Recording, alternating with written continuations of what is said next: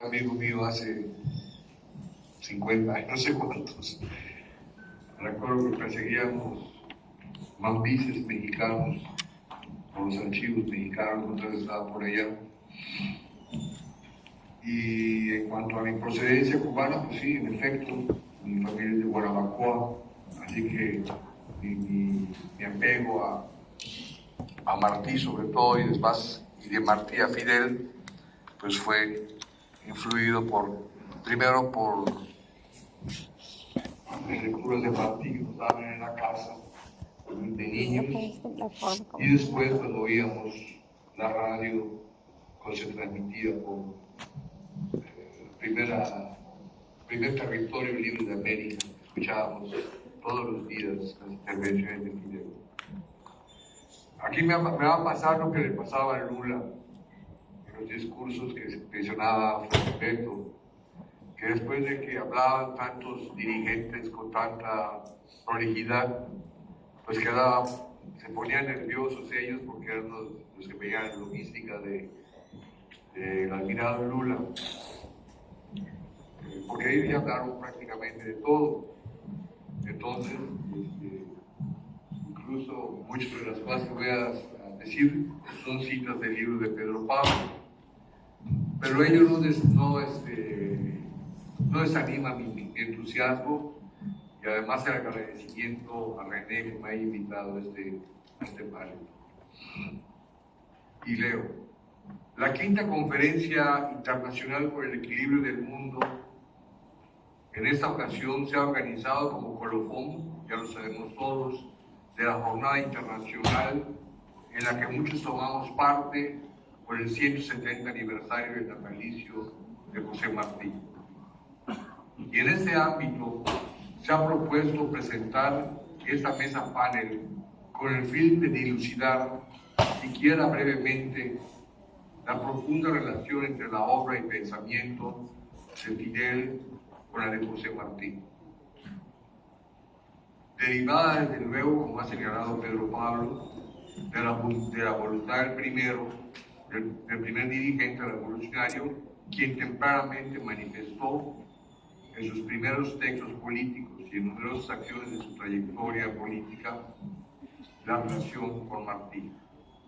De la relación del ideario martiano y el de Fidel, esto es muy importante considerarlo, se explica mucho de la revolución latinoamericana más profunda consumada en el siglo XX.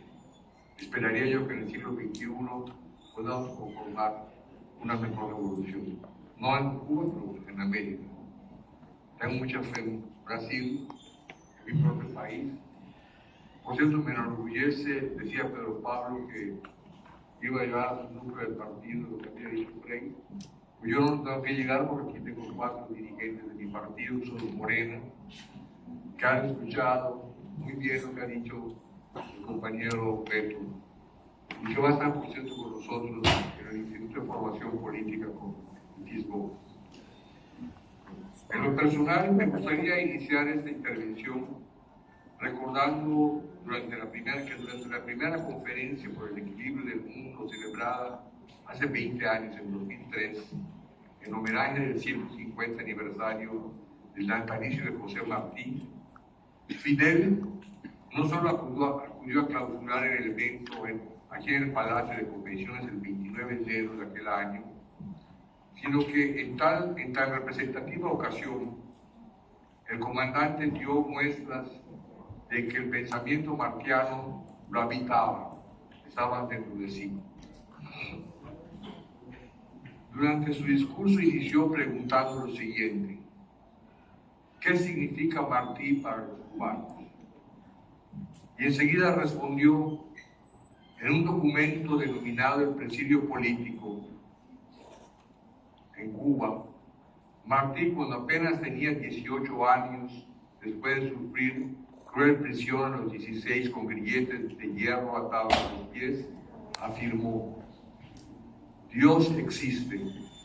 Sin embargo, en la idea del bien que ve el nacimiento de cada ser y deja en el alma que se encarna en él una lágrima pura. Para nosotros los cubanos, concluyó el comandante, Martí es la idea del bien. Aquella otra reflexión sobre el apóstol en voz de Fidel, para quienes tuvimos el privilegio de oírla hace 20 años,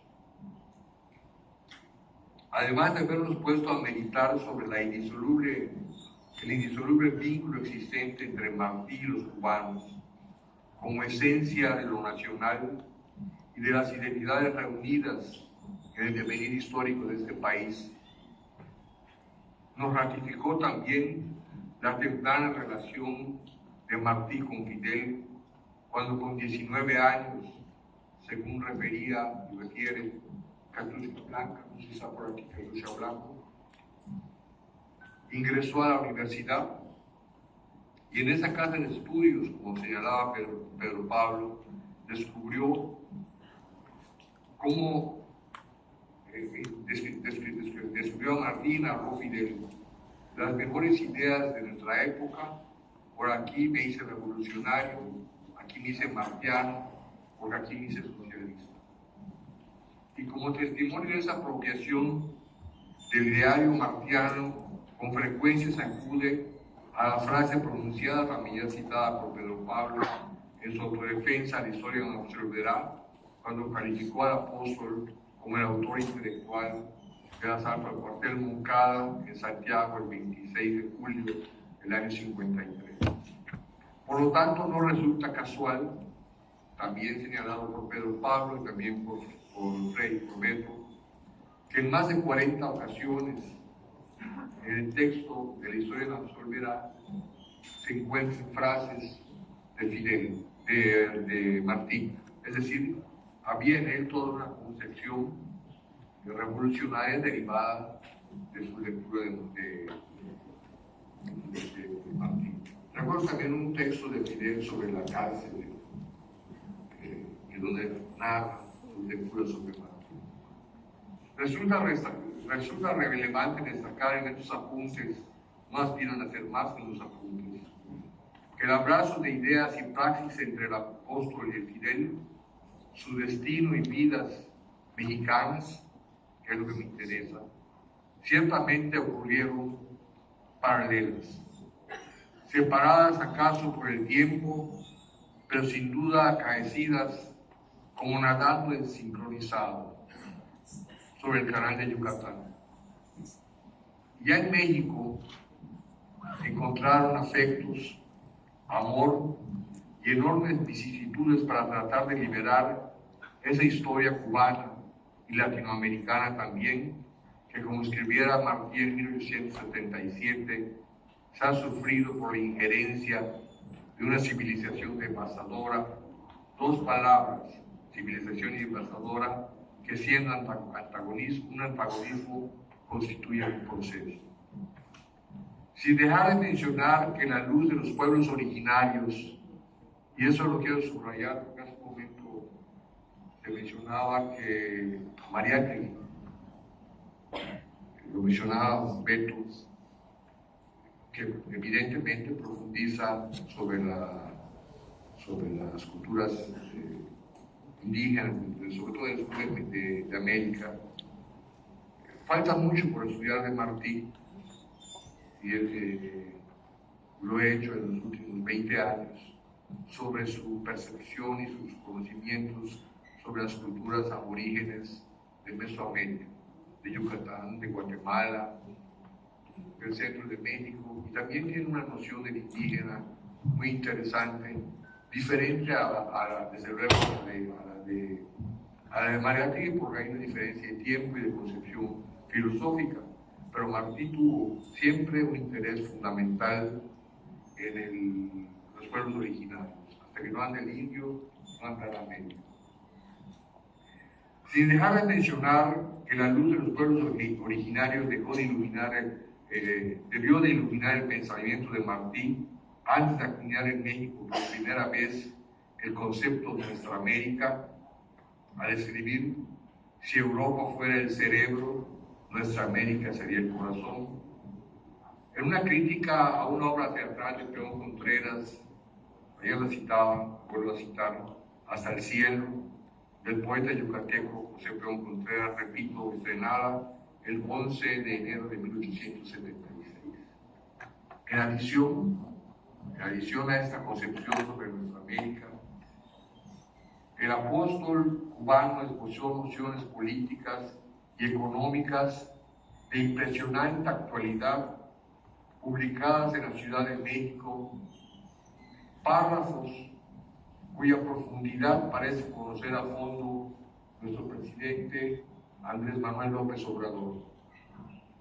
Escribió Martí en 1875 en México: a propia historia soluciones propias, a vida nuestra, leyes nuestras.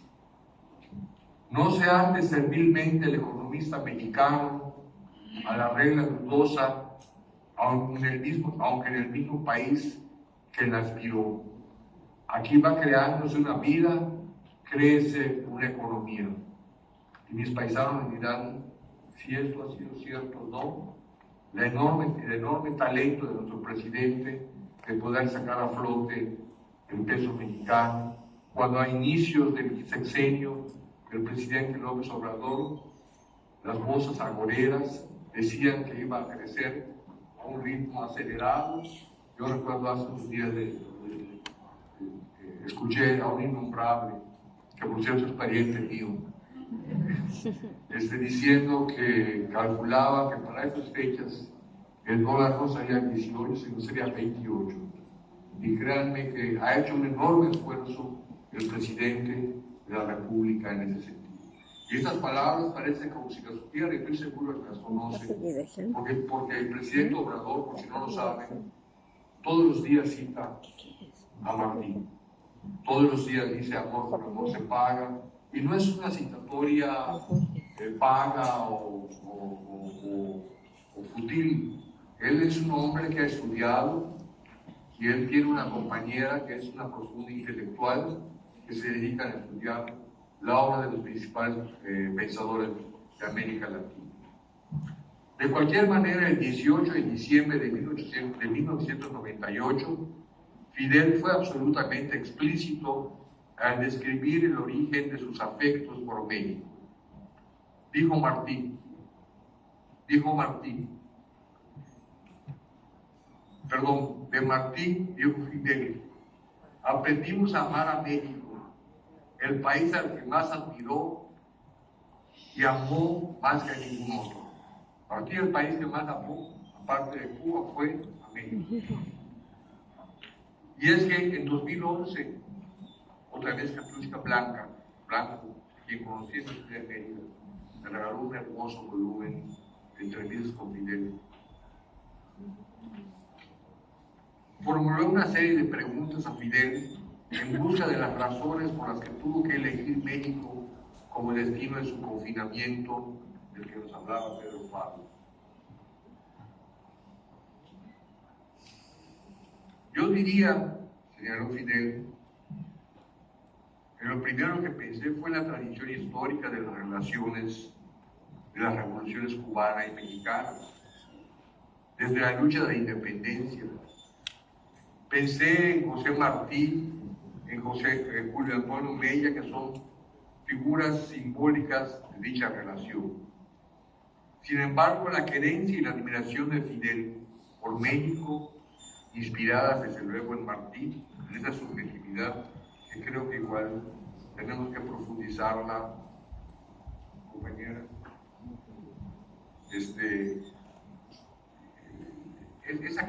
Sin embargo, la querencia y la admiración de Fidel por México, inspiradas en Martí, al parecer fueron directrices, y eso es muy importante, del pensamiento político cultivado durante muchos años por el comandante. Ya que desde diciembre de 1998, Fidel declaró: a ningún país admiré tanto como a México. Desde que era escolar, nunca se saciaron mis deseos de conocer cada detalle de la admirable resistencia de los mexicanos a la conquista de Europa. más la admiraba mientras más conciencia y conocimiento adquiría de la verdadera historia de la extraordinaria batalla que libró la capital azteca frente a los conquistadores. No puedo jamás recordar sin profunda indignación, decía Fidel, la guerra expansionista y agresiva de los Estados Unidos que nos arrebató más de la mitad de nuestro suelo. No es posible olvidar, señalaba Fidel, la hazaña del pueblo que derrotó en la segunda mitad del siglo pasado, siglo XIX, porque eso se escribió en el siglo XX, a los mejores soldados de Europa que pretendieron imponer a sangre y fuego un imperio en México. Subraya, Juárez fue siempre maestro y ejemplo. Juárez fue siempre maestro y ejemplo inspirador de todos los cubanos. La Revolución Mexicana, continuaba Fidel, fue el más radical cambio social en este hemisferio después de la Revolución Esclava de Haití. Los acontecimientos revolucionarios de México en la segunda década del siglo XX, sus héroes, su constitución, sus grandes conquistas sociales e influencia ejercieron en el pueblo neocolonizado, frecuentemente intervenido y siempre humillado de Cuba en las primeras décadas del siglo, influyeron enormemente. No exagero, dice Fidel, la constante simpatía del pueblo cubano cuando se recuerda a México. Yo soy mexicano y siento una enorme simpatía de todos ustedes. No exagero la constante simpatía del pueblo cubano cuando se recuerda a México, que México nacionalizó el petróleo, don Lázaro Cárdenas. Nacionalizó el petróleo en la época en que tal medida parecía inconcebible. Y ustedes saben cómo se pagó la nacionalización del petróleo. Cada mexicano donó $1 para que la deuda fuera pagada a los países que nos habían expropiado el petróleo. Y eso lo hizo el general Cárdenas. Y Fidel Castro nunca pudo olvidar eso. No exagero la constante simpatía del pueblo cubano cuando se recuerda cómo se nacionalizó el petróleo en una época en la que tal medida parecía inconcebible. En México encontró asilo por Julio Antonio Mella, fundador del primer partido comunista de Cuba. Allá murió vilmente asesinado por los agentes de la tiranía machanista. A México se dirigía Antonio Guiteras en el momento de su muerte. Todos los hombres progresistas y revolucionarios de nuestra América y de España vimos siempre en México como algo nuestro. Eso es tan sensible para un mexicano saber que toda América Latina veía, y lo ha empezado a ver ahora desde la revolución de las conciencias que promueve nuestro presidente. Yo quería muy perdido encontrar. Todos los hombres progresistas y revolucionarios de nuestra América veíamos siempre al México como algo nuestro. Los argentinos expulsados, los nicaragüenses que llegaron. Ahí tengo compañeros que recibíamos nicaragüenses, compañeros sobrinos y yo teníamos el comité Manos Fuera de Nicaragua.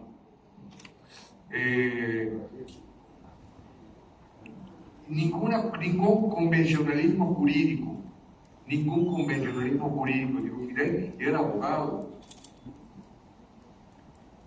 de los que nos imponía la división innecesaria de nuestra América, pudo estar por encima de México.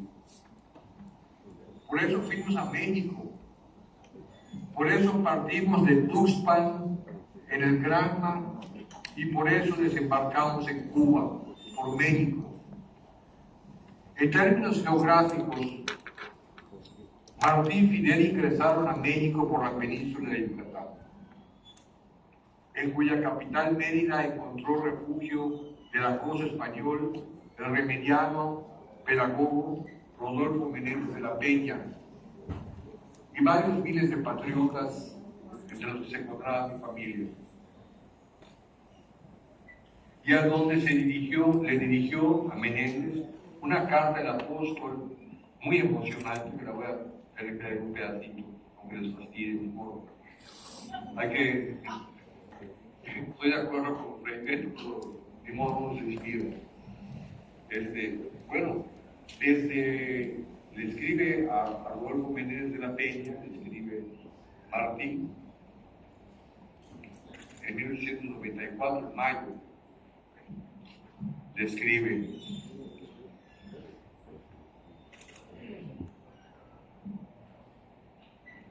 se produce una situación revolucionaria ya madura en Cuba. Le pediría que agrupara a todos al Partido Revolucionario Cubano. Estamos hablando de la Guerra de Martí, del 95. A cuantos colaboradores cubanos y mexicanos pueda hallar ahí donde usted reside y donde Cuba siempre ha sido amada, para redondear sin aparato la suma necesaria a la tarea de dar impulso a la guerra de la independencia de Cuba, que confirmará, porque si la de Cuba no se confirma jamás, la independencia de México, sorda y continuamente amenazada hasta hoy. En los párrafos finales de esa extensa carta, Martí le dice a Menéndez: me ofreció una vez su casa, Menéndez, ahora se la pido.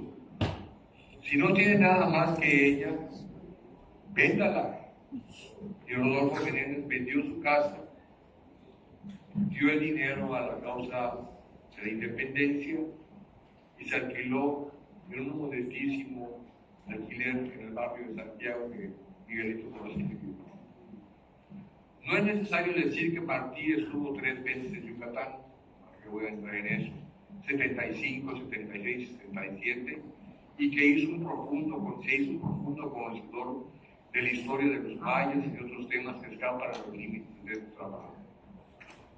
Pero lo que resulta de interés es que Fidel arribó a México tocando tierras en este país, en el aeropuerto de la ciudad de Mérida, el 7 de junio de 1955.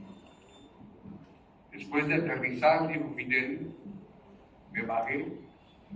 No me imaginar a Fidel en el aeropuerto.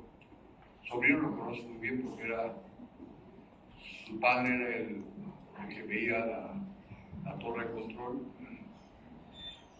Me bajé para ver el asiento de Fidel.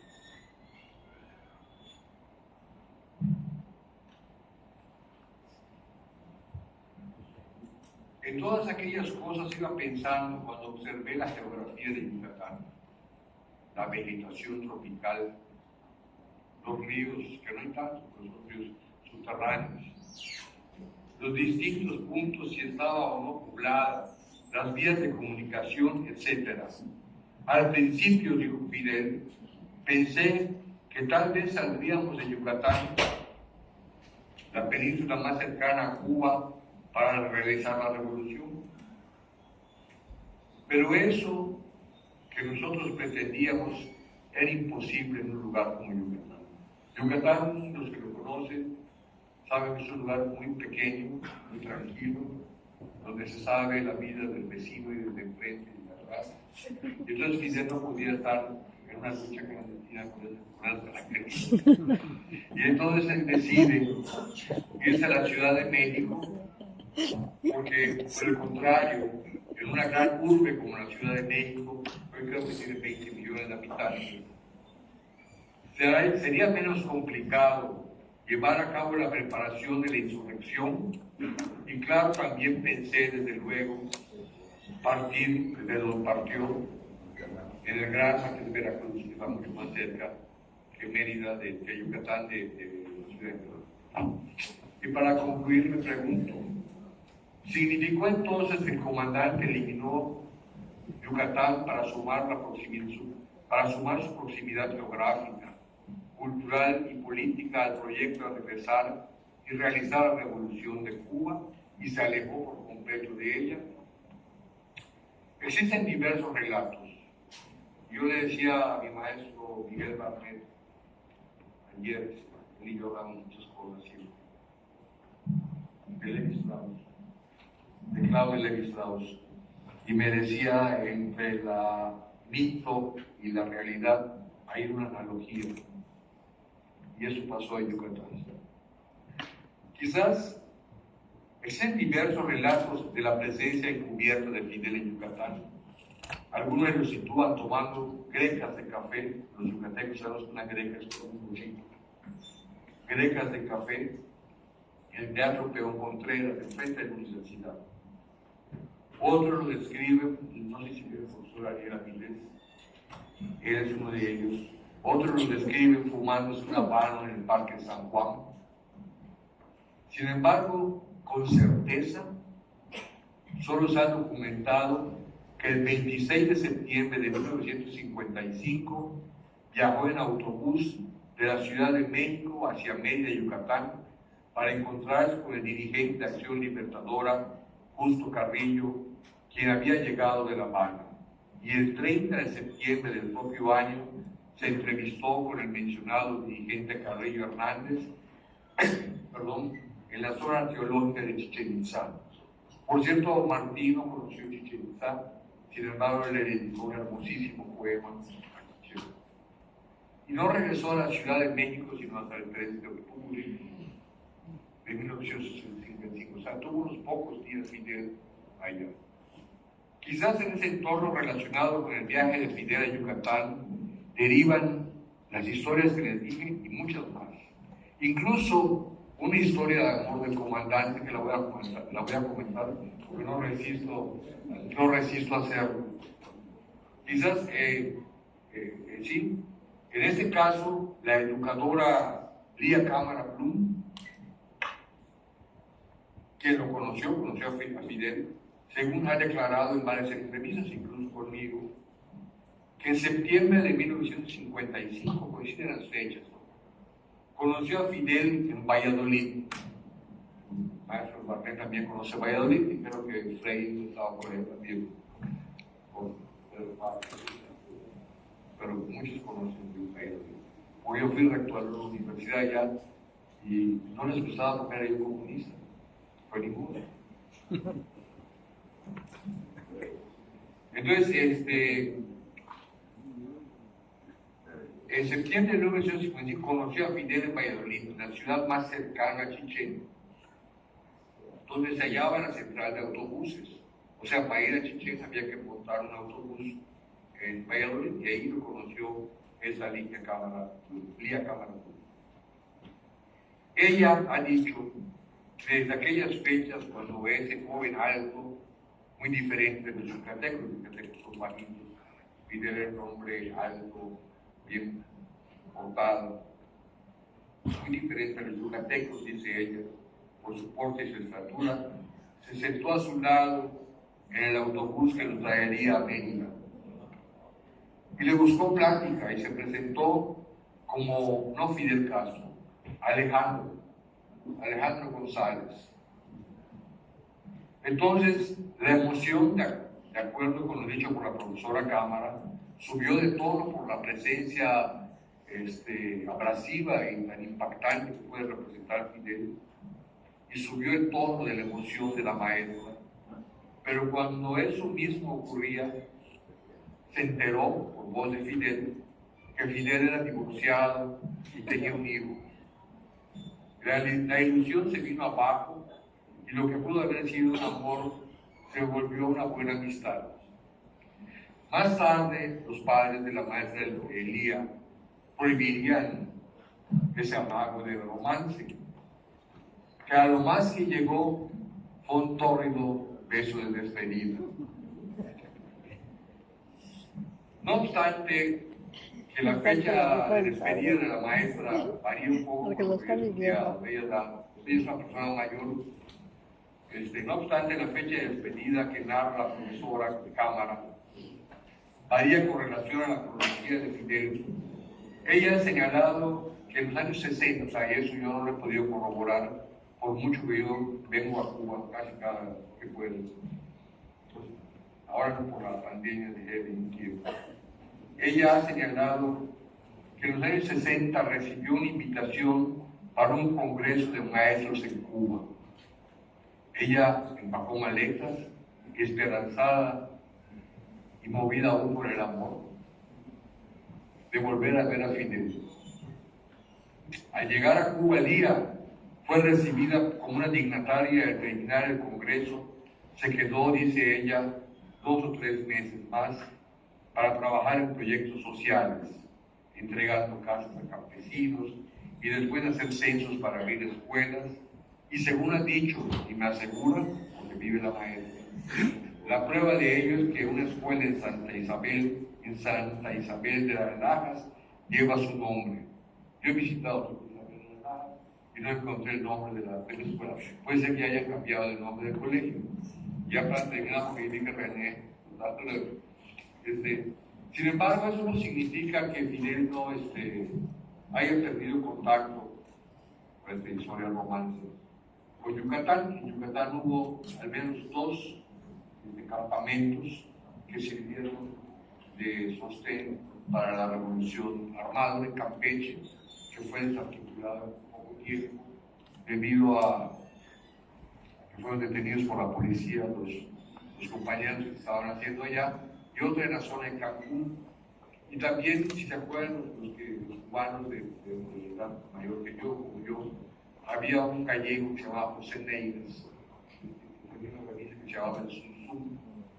Él escribió un libro muy interesante que se llamaba La Flota Gallega del Golfo. Y en la Flota Gallega del Golfo dice él que describe los relatos que intercambiaban armas con pescados, en alta mar, los pescadores gallegos que apoyaban la revolución y los pescadores yucatecos. Dicho lo anterior, pues termino y espero no haber sido muy aburrido. Muchas gracias.